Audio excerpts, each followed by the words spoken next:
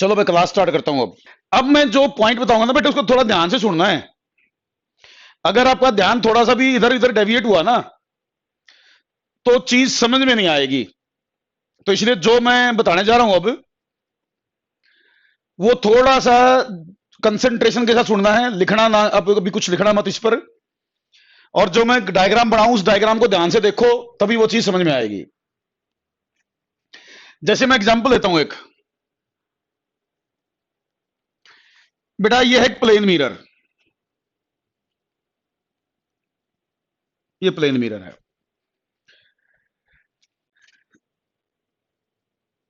इसके ऊपर ray incident होती है यूं, और ये रिफ्लेक्ट होकर जाती है रे।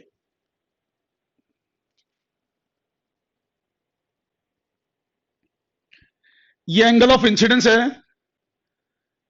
ये आर और आई में बराबर लिखूंगा, क्योंकि आई और आर बराबर होते हैं, तो इसको भी मैं आई लिख रहा हूं, ध्यान रखना। ये आई है तो ये भी आई होगा, क्योंकि आर और आई बराबर होते हैं। चलो अब क्वेश्चन पे ध्यान दो। तो बेटा ये इंसिडेंट रे हुई, ये रिफ्लेक्टेड रे हुई, ये मिरर था, और ये था नॉर्मल। नॉर्मल।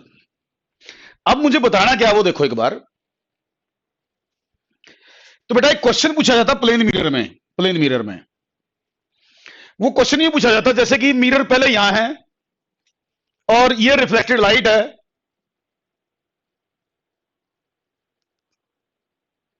रिफ्लेक्टेड रे है ये। तो क्वेश्चन यूं पूछा जाता बेटे कि जैसे ये मिरर है, मेरे हाथ को देखो एक बार, मेरे हाथ को देखो, या मैं कोई पेज ले लेता हूं। मैं कह रहा हूं थोड़ा सा ना डायग्राम को समझोगे ना, तब समझ में आएगा ये, वरना थोड़ा ध्यान डाइवर्ट होते ही समझ में नहीं आएगी जो चीज मैं बताना चाह रहा हूं।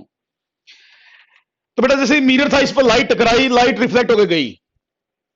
अब क्वेश्चन यूं पूछा जाता कि अगर मैं, जैसे पहले मिरर था, कोई लाइट रिफ्लेक्ट होकर जा रही थी, ये कहता कि अगर मैं मिरर को थोड़ा सा घुमा दूं, मान लो मिरर को मैं थीटा एंगल पे रोटेट कर दूं, मिरर को मैं थीटा एंगल पे रोटेट कर दूं, तो अगर मिरर को थीटा एंगल पे रोटेट कर दिया जाए, तो रिफ्लेक्टेड लाइट कितने एंगल पर रोटेट होगी। क्वेश्चन ये पूछा जाएगा कि अगर मिरर को थीटा एंगल पर रोटेट कर दिया जाए, तो रिफ्लेक्टेड लाइट कितने एंगल पर रोटेट होगी। ये चीज हमसे ये पूछेगा। तो इसका मुझे जवाब देना भी, अगर मिरर थीटा एंगल पे घुमा दिया जाए, तो रिफ्लेक्टेड लाइट कितने एंगल पे घूमेगी। ये तो यूं की और रखनी है, हमने इसमें कोई चेंज नहीं करना, केवल मिरर को थोड़ा सा टिल्ट करना है, मिरर को घुमाना है, तो इस रिफ्लेक्टेड लाइट के अंदर चेंज आएगा। तो अगर मैं इसको घुमाऊं तो ये कितने एंगल पे घूमेगी, इसका क्वेश्चन, ये क्वेश्चन पूछा जाता है। वो देखो भाई, मैं दो अलग अलग कलर के एक बार मार्कर लेने की कोशिश करता हूं समझाने के लिए। देखो भाई, अब जैसे ये है इनिशियल पोजीशन, ये रिफ्लेक्टेड लाइट की है, मिरर की। अब मान लो मैंने मिरर घुमा दिया, मान लीजिए मैंने मिरर यहां घुमा दिया भाई, ये इनिशियल है, रेड पेन से बनाऊंगा, वो नई पोजीशन होगी मिरर की। मान लो मिरर को मैंने यहां कर दिया, मान लीजिए मैंने मिरर को घुमा दिया थीटा एंगल पर, और ये पूछा कि अगर मिरर को थीटा एंगल पे घुमा दिया जाए, तो रिफ्लेक्टेड लाइट कितने एंगल पे घूमेगी। आंसर तो पहले लिख लो, समझा दूंगा मैं, पहले एक बार आंसर लिख लो, पहले आंसर लिख लो, फिर मैं उसको समझाऊंगा। आप लिखो, if mirror is rotated eight angle theta, if mirror is rotated at angle theta, then reflected light will be rotated by angle 2 theta in same direction, in same direction। जितने एंगल पर mirror को घुमाओगे, उसे double angle पर reflected light घूमेगी। ये इसका answer है। Answer क्यों आया मैं समझाने की कोशिश करूंगा, आपने डायग्राम को ध्यान से सुन देखना है, तब ये समझ में आएगा। डायग्राम को देखने के बाद देखो, अब मैं ये बताने की कोशिश करूंगा कि ये ऐसा क्यों आया। बेटा देखो, जब आप मिरर को घुमाओगे ना, तो जो मिरर पर नॉर्मल है, वो भी, अगर मिरर थीटा एंगल पे घूमेगा, तो मिरर का नॉर्मल भी थीटा एंगल पे रोटेट हो जाएगा। ये मिरर का नया नॉर्मल होगा, न्यू नॉर्मल। तो अगर मिरर थीटा एंगल पे घूम गया, तो मिरर का नॉर्मल भी थीटा एंगल पे घूम जाएगा। ठीक। पहले नॉर्मल यहां था, देखो ना, पहले मिरर यूं था, मिरर यूं था तो नॉर्मल यूं बना, पहले वाला नॉर्मल। अब मिरर घूम गया तो नॉर्मल भी घूम गया। पहले देखो मिरर यूं था, मेरे हाथ को मिरर समझो, ये नॉर्मल था। अब मैंने मिरर को घुमा दिया तो नॉर्मल भी घूम गया भाई। ठीक। अब अगर मिरर थीटा एंगल पे घुमा तो मैंने कहा नॉर्मल भी थीटा एंगल पे घूमा।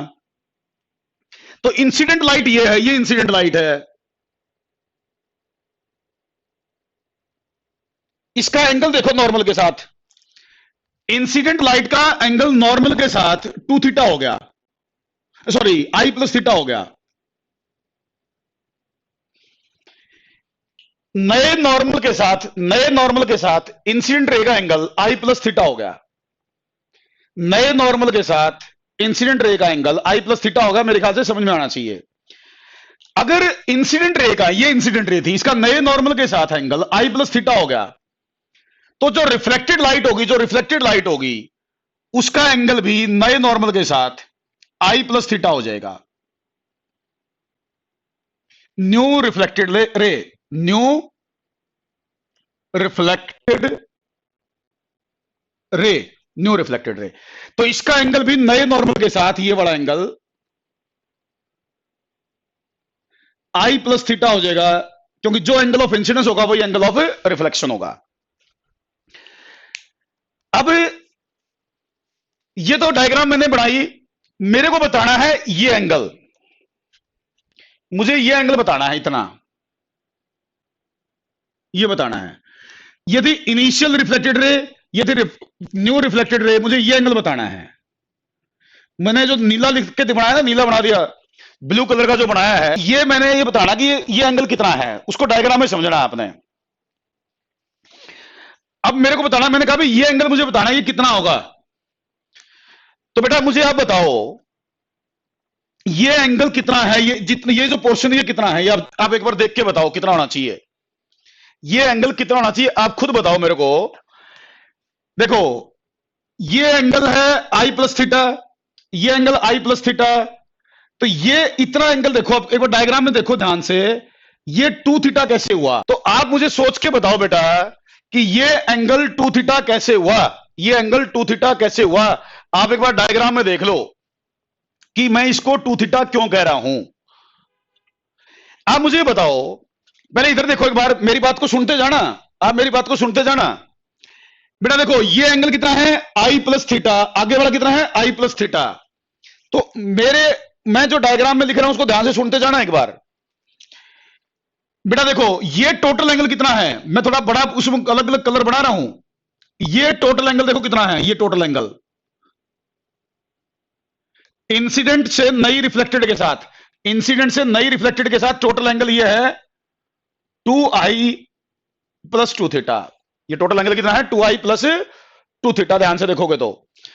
और यहां तक एंगल कितना बेटा, यहां तक ये देखो एंगल, मेरे ख्याल से ये है 2i, initial incident initial reflected, ये एंगल है 2i।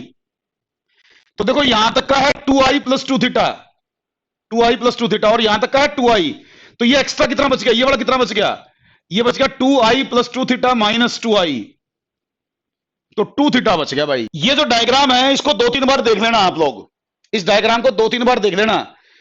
ये एनटीएससी के लिए बताया मैंने ये एनटीएससी के लिए बताया है, इसलिए अगर अभी थोड़ा समझ में ना आए तो इस डायग्राम को बाद में खोल के देख लेना, आपको जरूरत पड़ेगी एंगल की कि आंसर क्या था।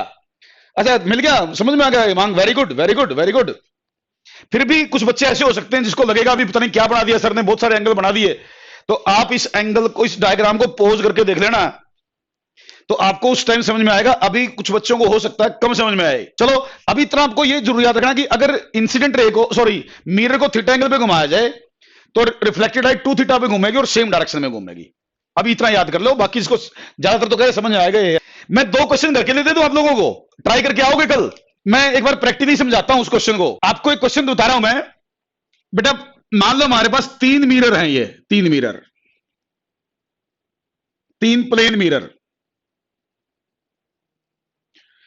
2 ये मिरर 90 डिग्री पर हैं, 2 मिरर 90 डिग्री पर हैं। कृष्णा, अरमान, सब कुछ बच्चे बता रहे हैं, कह रहे हैं सर दे दो क्वेश्चन दे दो। मैं इसको प्रैक्टिकली समझाता हूं।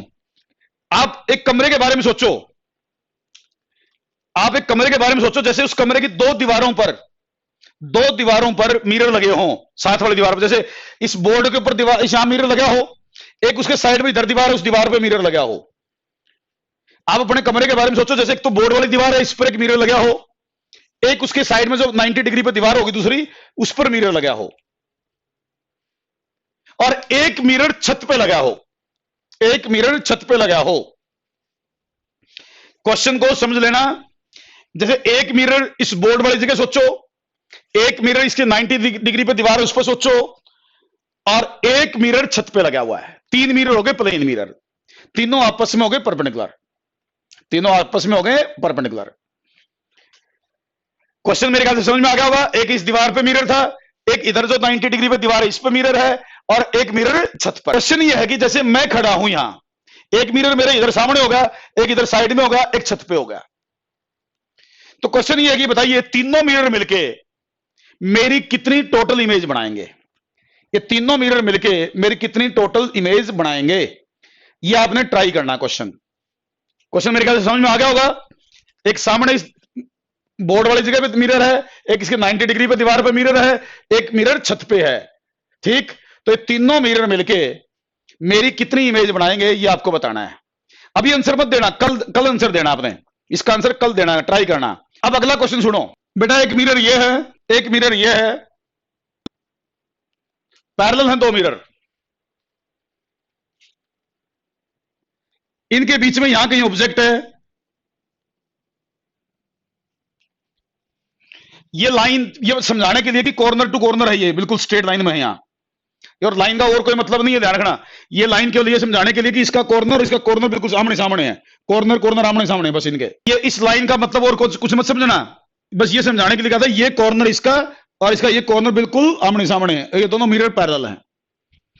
दूसरा क्वेश्चन ये है कि ये जो अरेंजमेंट मैंने बनाया दो मिरर का, ये दोनों मिरर मिलकर इस ओ ऑब्जेक्ट की कितनी टोटल इमेजेस बनाएंगे? एक और पूछता हूं, फिर तो एक और पूछता हूं बेटा। एक ये थिक मिरर है, thick mirror, thick mirror, thick mirror समझते हो? जैसे एक ग्लास की स्लैब ले लो आप, ग्लास की स्लैब, और उसको मिरर बना दो। तो बहुत पतला सा मिरर, नॉर्मल मिरर की थिकनेस नहीं लेते हम, नेगलेक्ट कर देते हैं। आम मिरर की थिकनेस हम 0 मान के चलते हैं, बट ये अगला मिरर थिक मिरर, इसकी थिकनेस है कुछ, एक स्लैब है उसको मिरर बना दिया। अब क्वेश्चन ये है कि जब आप इस थिक मिरर पर लाइट डालोगे, इस थिक मिरर पर लाइट डालोगे, तो इस थिक मिरर में इस रे जब आएंगी तो कई सारी इमेजेस बनेंगी। अब अगला क्वेश्चन देखो, तीसरा। अब ये थिक मिरर है, थिक मिरर, इस पर हमने रेज लाइट डाली, तो ये थिक मिरर इसकी कई सारी इमेज बनाएगा, इसकी कई सारी इमेज बनेंगी due to multiple reflection, multiple reflection के कारण कई सारी इमेज इसकी बनेंगी। क्वेश्चन क्या है? क्वेश्चन यह है कि जब इसकी कई सारी इमेज बनेंगी, जैसे पहली इमेज बनी, फिर दूसरी बनी, फिर तीसरी बनी, फिर चौथी, पांचवी, कई सारी इमेज बनेंगी इस थिक मिरर में। इस थिक मिरर में एक बार जैसे पहली बार रिफ्लेक्शन हुआ, फर्स्ट इमेज बन गई, दूसरी बार फिर रिफ्लेक्शन होगा, तीसरी इमेज, दूसरी इमेज बन गई, फिर तीसरी बार रिफ्लेक्शन, तीसरी इमेज बन गई। ऐसे मल्टीपल रिफ्लेक्शंस होंगे और कई सारी इमेज बनेंगी, फर्स्ट, सेकंड, थर्ड, फोर्थ, ऐसे कई सारी इमेज बनेंगी। आपको मुझे यह बताना है कि भाई इसमें जो इमेज बनेगी उनमें से कौन से नंबर की इमेज, इसमें से कौन से नंबर की इमेज सबसे ज्यादा ब्राइट होगी। जैसे इसमें फर्स्ट इमेज बनी, फिर सेकंड बनेगी, फिर थर्ड बनेगी, फिर फोर्थ बनेगी, ऐसे कई सारी इमेजेस बनेंगी। तो आपको मुझे यह बताना है इसमें कौन से नंबर की इमेज सबसे ज्यादा ब्राइट होगी। थिक मिरर पहली इमेज बनाएगा, फिर दूसरी बनाएगा, फिर तीसरी, फिर चौथी, फिर पांचवी, ऐसी कई सारी इमेज बननी है। तो कौन से नंबर की इमेज, कौन से ऑर्डर की बोल देते हैं कई बार टेक्निकल लैंग्वेज में, कौन से ऑर्डर की या कौन से नंबर की इमेज सबसे ज्यादा ब्राइट होगी, आपको वो बताना है। मैं एक डायग्राम बनवाने, आपसे एक डायग्राम बनवाऊंगा, आपसे एक डायग्राम बनवाऊंगा, वो आप ट्राई करके आना घर से, रे डायग्राम बना के जाना आप।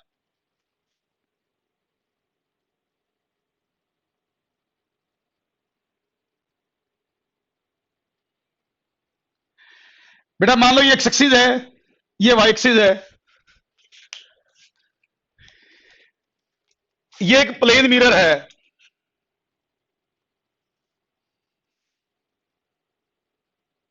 अगला क्वेश्चन घर से ट्राई करके आना आपने। ये एंगल 45 डिग्री है।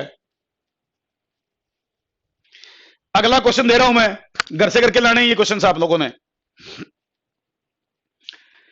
तो ये प्लेन मिरर है 45 डिग्री के एंगल पर, ये कुछ यूं समझ लो अपने दिमाग में ऐसा कुछ रखा है, यो इस तरीके से मेरे हाथ की जगह। बेटा एक ऑब्जेक्ट है यहां,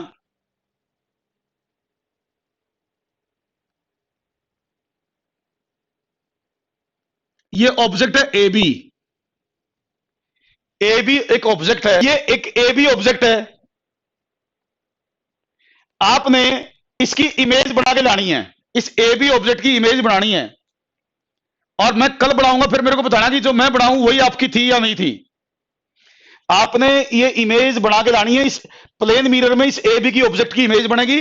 वो इमेज कहां बनेगी, ये आपने एक ऑब्जेक्ट रख दिया मैंने, इसकी इमेज बना के लानी है आप लोगों ने भी। इसकी रे डायग्राम, रे डायग्राम का मतलब इमेज कैसी दिखेगी देखने में, कहां बनेगी, सीधी होगी, खड़ी होगी, कैसी होगी, वो बनानी है आपने बस इमेज। ट्राई करके आना है आप लोगों ने, मैंने आपको घर के लिए दिए हैं ये क्वेश्चंस, ये ट्राई करने हैं आप लोगों ने। एक और ट्राई करके आना, चलो फिर आंसर क्वेश्चन तो देने लग गया मैं। एक क्वेश्चन और दे देता हूं आपको।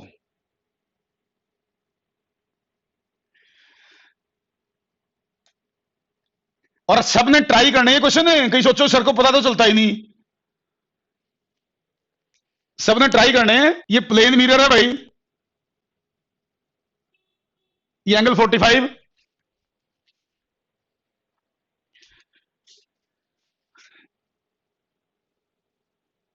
यहां ये ऑब्जेक्ट है भाई ए बी। डायग्राम तो दिख रही होगी ना आप लोगों को, ये ए बी ऑब्जेक्ट है। तो आपने इसकी भी इमेज बना के लानी है, कहां बनेगी, देखने में कैसी होगी, वो ट्राई करना आप लोगों को। इन दोनों की इमेज ट्राई करके आनी है अपने घर से। एंगल ऑफ इंसिडेंस 45 नहीं, मिरर का एंगल है ये एंगल ऑफ इंसिडेंस नहीं है, this is the angle of mirror with x axis. मैं बता देता हूं रिफ्लेक्टेड साइड कौन सी है। बेटा तो ये देखो ना, जैसे कुछ यूं है, यूं, तो मेरे इधर वाली रिफ्लेक्टेड, जो पीछे ये लाइन सी बनाता हूं ना, ये ओपेक है, तो इसके सामने वाली रिफ्लेक्टेड हो गई है, इधर वाली सामने वाली। जैसे ये रिफ्लेक्टेड है, ये हिस्सा रिफ्लेक्टेड है इधर वाला, जैसे यूं मिरर है तो इधर वाला रिफ्लेक्टेड है, इसमें भी यही रिफ्लेक्टेड है सामने वाला, ये रिफ्लेक्टेड है, ये ऑब्जेक्ट हो गया। इस तरीके सोचो। अच्छा काम करते हैं, इनको एक क्वेश्चन और दे देता हूं मैं। हाँ हाँ हाँ ठीक है, एक और ट्राई करनी है आपने। अगला क्वेश्चन ये बेटा, जैसे लाइट इस मिरर पे आके टकराई, पहले ये आई, जैसे इस मिरर को मैं बोल रहा हूं नाम दे दूं M1, इस मिरर को नाम दे दूं M2। नाम रखने थे मैंने, एक का नाम M1 रख दिया, एक का नाम M2 रख दिया।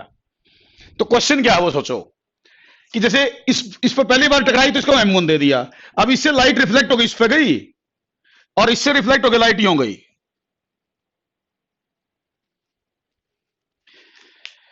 तो क्वेश्चन समझो एक बार, क्वेश्चन क्या है। क्वेश्चन ये है इसमें कि भी पहले लाइट M2 के पैरेलल आई थी, लाइट M2 के पैरेलल आई थी, देख लेना एक बार डायग्राम में, और बाद में M1 के पैरेलल चली गई after two reflections. After two reflections light जो है ना M1 के पैरेलल चली गई, आई थी M2 के पैरेलल, चली गई M1 के पैरेलल। तो क्वेश्चन ये है कि ये बताओ इन दोनों मिरर्स के बीच में एंगल कितना है, इन दोनों मिरर्स के बीच में एंगल कितना है, ये आपको बताना है।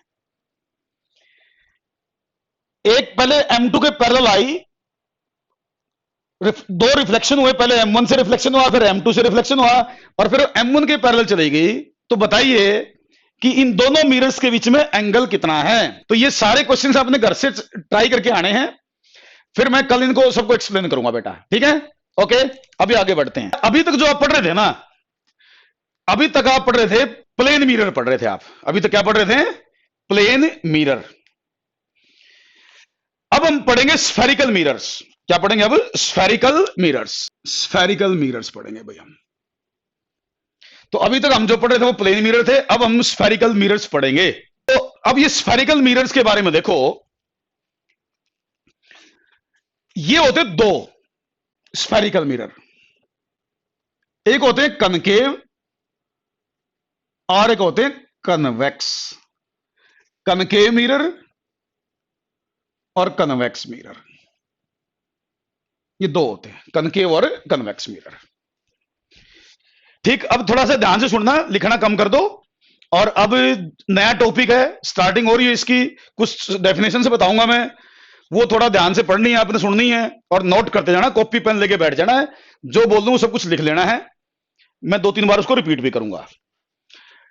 तो अब हमने स्फेरिकल मिरर पढ़ने हैं, कनकेव मिरर होता है, एक कन्वेक्स मिरर होता है। कनकेव को कन्वर्जिंग मिरर भी बोलते हैं, कन्वर्जिंग मिरर। इसको बोलते हैं डाइवर्जिंग मिरर, डाइवर्जिंग मिरर। एक कन्वर्जिंग मिरर और एक कहते हैं डाइवर्जिंग। कन्वर्ज करने का मतलब बीम को एक जगह मिलाने की कोशिश करेगा, और डाइवर्ज का मतलब जो फैलाने की कोशिश करता है। ठीक,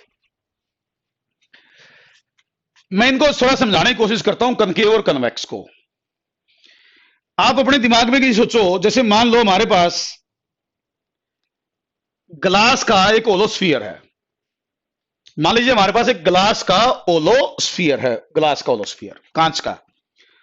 उसका जो बाहर वाला सरफेस है, मान लीजिए हमने इसकी पॉलिशिंग कर दी या सिल्वरिंग कर दी, कई बार बोलेंगे सिल्वरिंग करना या पॉलिशिंग करना बाहर वाले सरफेस पर। तो ये बेटा कांच का मिरर, सॉरी ये था ओलोस्फीयर था, बाहर वाले सरफेस पर मैंने सिल्वरिंग कर दिया, बोलिए उसकी पॉलिशिंग कर दी, ओपेक मीडियम लगा दिया एक। मान लो इस स्फीयर का सी सेंटर है, सी स्फीयर का सेंटर है। तो मैंने क्या किया, इस स्फीयर का ये पार्ट, इतना पार्ट यहां से लेके इधर वाला पार्ट, डॉटेड लाइन से इधर वाला पार्ट काट लिया। मान लो ये मैंने इसका कट करके निकाल दिया, पीछे वाला पोर्शन मैंने कट करके निकाल लिया। ये यूं सोच लो, मैंने ये पार्ट काट लिया, पीछे वाला डॉटेड लाइन से पीछे पीछे का। अब मैंने कहा भाई ये पोर्शन, इतना पोर्शन मैंने काट के निकाल लिया, तो इसमें देखो इसका ये सामने वाला पोर्शन जो है ना, सामने वाला वो तो रिफ्लेक्टिंग, इधर वाला पोर्शन सामने जो है ना ये तो रिफ्लेक्टिंग, पीछे वाला ओपेक है। तो ये जो मैंने शेप काटी, इसका नाम है कनकेव मिरर, इसे बोलेंगे कनकेव मिरर, कनकेव या कन्वर्जिंग मिरर, कनकेव या कन्वर्जिंग मिरर इसको बोलेंगे। अब इसमें जैसे ये जैसे स्फीयर का सेंटर था, अगर मैं इसके हिसाब से बनाऊं, इस पोर्शन के हिसाब से, तो ये जो स्फीयर का सेंटर था वो यहां कहीं बना, इसका सेंटर। तो जो स्फीयर का सेंटर था वो इसके हिसाब से देखो तो यहां बना। तो ये जो सी है इसको बोलेंगे सेंटर ऑफ कर्वेचर। क्या बोलेंगे इसे? Centre of curvature of the mirror. This C जो सेंटर स्फीयर का था वो इसके लिए बोला जाएगा सेंटर ऑफ कर्वेचर। कर्व जो है ना, कर्व, उसको कर्वेचर बोल दिया हमने, तो इस सी को बोलूंगा मैं सेंटर ऑफ कर्वेचर। ये बड़ा सी जो सेंटर यहां था वो यहां बना लिया मैंने। अच्छा, इस मिरर का बिल्कुल बिल्कुल सामने यहां एक पॉइंट होगा, सेंटर पॉइंट ऑफ मिरर। ये जो पी है इसे बोलेंगे पोल ऑफ द मिरर। इस मिरर का जो सेंटर पॉइंट है ना, आधा बिल्कुल सेंटर में जो पॉइंट होगा, इसको बोलेंगे पोल, पोल ऑफ द मिरर, ये पोल कहलाएगा। तो सेंटर ऑफ कर्वेचर और पोल को मिलाती हुई ये जो लाइन ड्रा करोगे आप, straight line, centre of curvature और पोल को मिलाती हुई जो स्ट्रेट लाइन ये होगी, ये पूरी स्ट्रेट लाइन जो सेंटर और पोल को मिलाती हुई जा रही है, इस स्ट्रेट लाइन को बोलोगे आप principal axis, principal axis of mirror. ये प्रिंसिपल एक्सिस होगी। तो ये पॉइंट शुरू में बताए जाते हैं कि पोल क्या है, सेंटर ऑफ कर्वेचर क्या है, प्रिंसिपल एक्सिस क्या है। तो ये चीजें आपको आगे नहीं बताई जाएंगी, शुरू में आज पहली बार बता रही, तो डेफिनेशन से ही याद रखो। तो ये पोल होगा मिरर का सेंटर पॉइंट, सरफेस का जो सेंटर वो यहां सेंटर ऑफ कर्वेचर हो गया। अच्छा, पोल से मिरर तक का ये जो डिस्टेंस है ये होगी रेडियस ऑफ कर्वेचर। आर क्या है इसमें? Radius of curvature. Curvature, curved surface के लिए कर्वेचर वर्ड यूज करते हैं, कर्व्ड सरफेस के लिए। तो ये चीजें हैं भाई, देखो इसमें बताने की कोशिश की मैंने। कनकेव मिरर है, कनकेव मिरर में पोल क्या है, सेंटर किधर होगा, सेंटर ऑफ कर्वेचर किसे बोलेंगे, radius of curvature, principal axis, ये सब चीजें पता होनी चाहिए। और मेरे ख्याल से ये आपको पता भी होंगी, क्योंकि छोटी क्लासेज में बच्चा ये सब चीजें पढ़ के आता है। 7th 8th में भी ये चीजें मेरे ख्याल से कहीं ना कहीं सिलेबस में होती है, इतनी चीजें पता होती हैं बच्चों को। वो मैंने रिपीट की हैं ताकि बच्चों को याद आ जाए, भूल ना गया हो कोई। तो ये तो हुई कनकेव मिरर की बातें। इसके बाद कन्वेक्स मिरर में भी ये सब चीजें होंगी। तो मैं कन्वेक्स मिरर बना के दिखा दूं। कन्वेक्स को डाइवर्जिंग मिरर भी बोलते हैं। ऐसे ही सोचो जैसे कांच का एक ओलोस्फीयर है, लेकिन इसका अंदर वाला सरफेस हमने ओपेक बना रखा है। इसका बाहर वाला सरफेस तो है रिफ्लेक्टिंग और अंदर वाला है ओपेक। इसका अंदर वाला सरफेस ओपेक है, बाहर वाला रिफ्लेक्टिंग सरफेस है। ये इसका सेंटर है स्फीयर का,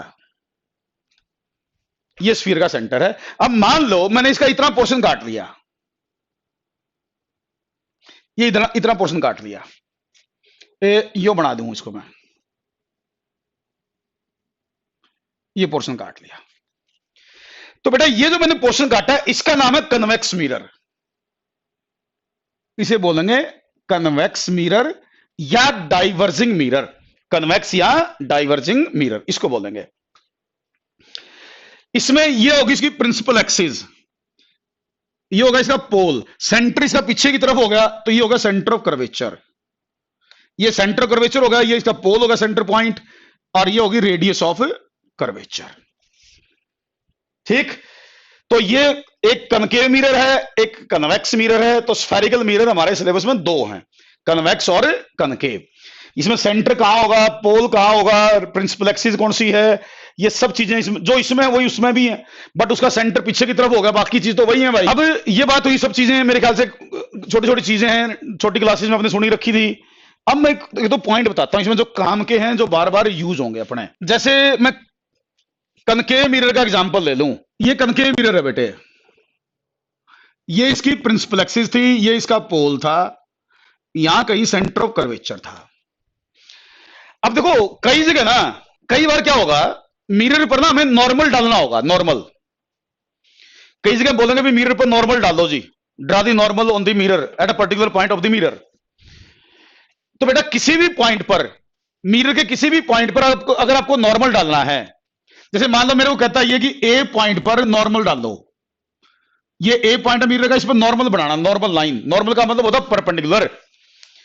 तो बेटा मिरर के किसी भी पॉइंट पर अगर आपको नॉर्मल ड्रा करना हो तो आप उस पॉइंट को सेंटर ऑफ कर्वेचर से मिला दो।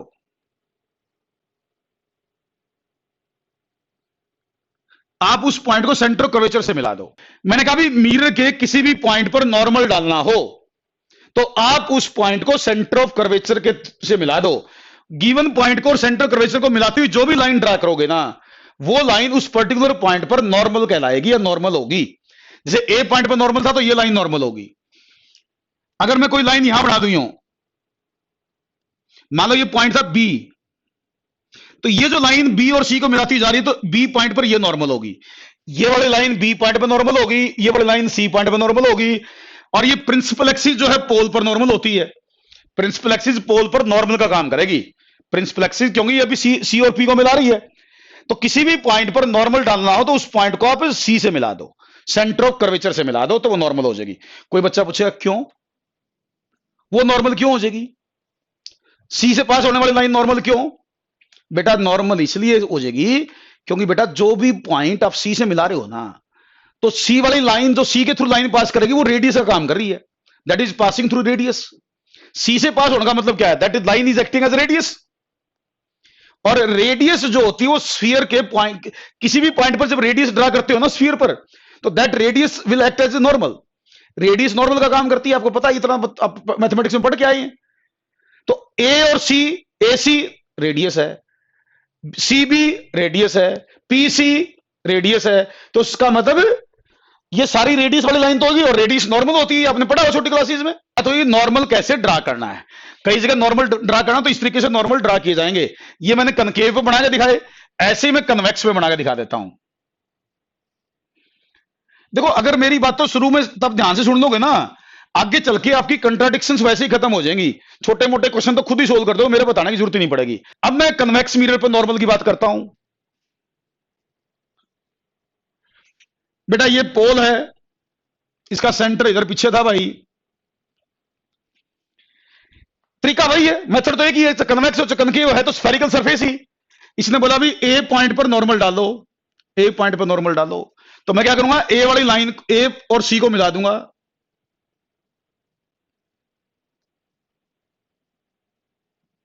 ये जो एसी लाइन बनेगी it will act as normal at point A, ये नॉर्मल हो जाएगी। अब किसी और पॉइंट पे नॉर्मल बनाना है, मान लीजिए मुझे इधर नॉर्मल बनाना है, तो मैं इस पॉइंट को मिला दूंगा सेंटर कर्वेचर से, तो ये इस पॉइंट पर नॉर्मल हो जाएगी। तो किसी भी पॉइंट पर नॉर्मल ड्रा करने का तरीका क्या है, किसी भी पॉइंट पर नॉर्मल ड्रा करने का तरीका मैंने क्या बताया कि आप उस पॉइंट को सेंटर कर्वेचर से मिला दो, वो जो लाइन आप ड्रा करोगे that line will act as normal. और वो क्यों नॉर्मल है, क्योंकि वो रेडियस वाली लाइन है, और आप सब बच्चों को पता है मैथमेटिक्स में कि रेडियस जो होती है वो नॉर्मल के अलोंग होती है। हम कहते हैं कि radius will act as perpendicular on the sphere, इसलिए ऐसा मैंने बोला, और भव्या ने भी यही आंसर दिया था, बिल्कुल सही जवाब। तो ये तो है भाई normal, how to draw the normal. अब how to draw the normal तो ठीक है, अब बाकी चीजें तो मुझे कल करनी पड़ेंगी भाई। अब इसमें जो चीजें छोटी छोटी डेफिनेशन और क्या है, फोकल लेंथ, फोकस पॉइंट, ये सब चीजें हम कल डिस्कस करेंगे।